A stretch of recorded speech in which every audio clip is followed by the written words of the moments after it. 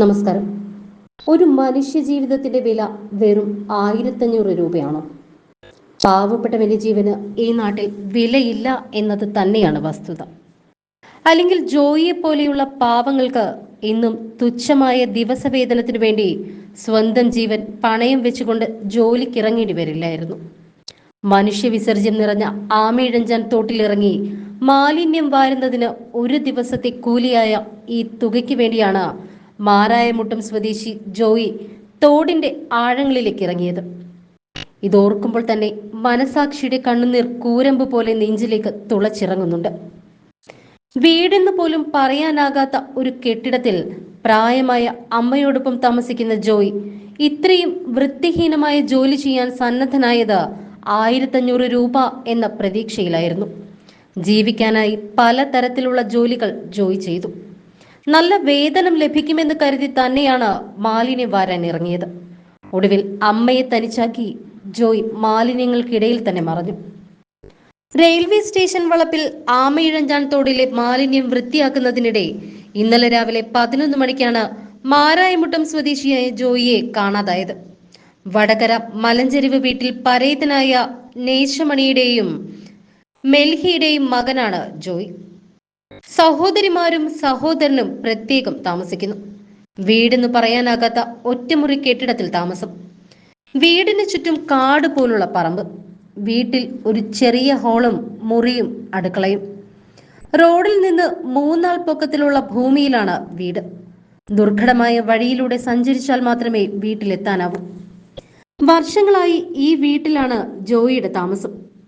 Life mission വീടും സാമൂഹിക പെൻഷനുമെല്ലാം ചർച്ചയാക്കുന്ന ഈ സംസ്ഥാന സർക്കാരിന് മുന്നിൽ വലിയൊരു ചോദ്യചിഹ്നമായി തന്നെ ജോയിയുടെ അമ്മ മാറും. ജോയിയെക്കുറിച്ചുള്ള അമ്മയുടെ വാക്കുകൾ ഇങ്ങനെയാണ്: അവനായിരുന്നു എൻ്റെ ഏക ആശ്രയം. രാവിലെ 6 മണിക്കാണ് ജോലിക്കായി പോകുന്നത്.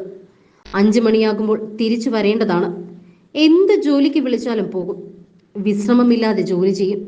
ഒരു ജോലിയുമില്ലെങ്കിൽ ആക്രിയെങ്കിലും പെറുക്കാൻ പോകും. ഒരിക്കലും വെറുതെ ഇരിക്കില്ല.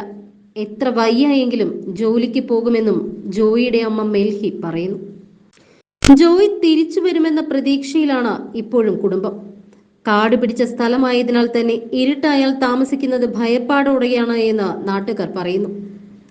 അതേസമയം ആമയിഴഞ്ചാൻ തോട് വൃത്തിയാക്കുന്നതിനിടെ കാണാതായ ജോയിക്കായുള്ള തിരച്ചിൽ ഇപ്പോഴും പ്രതിസന്ധിയിൽ തന്നെയാണ്.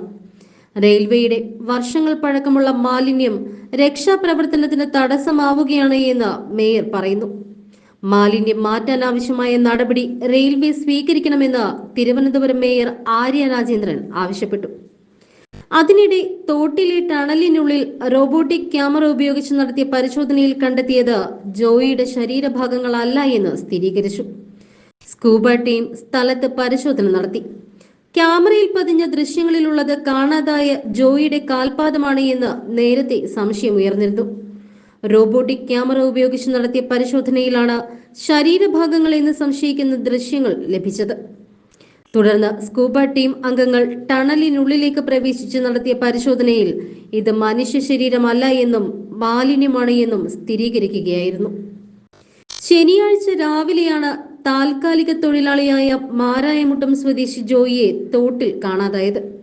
തോട് വൃത്തിയാക്കുന്നതിനിടെയായിരുന്നു സംഭവം.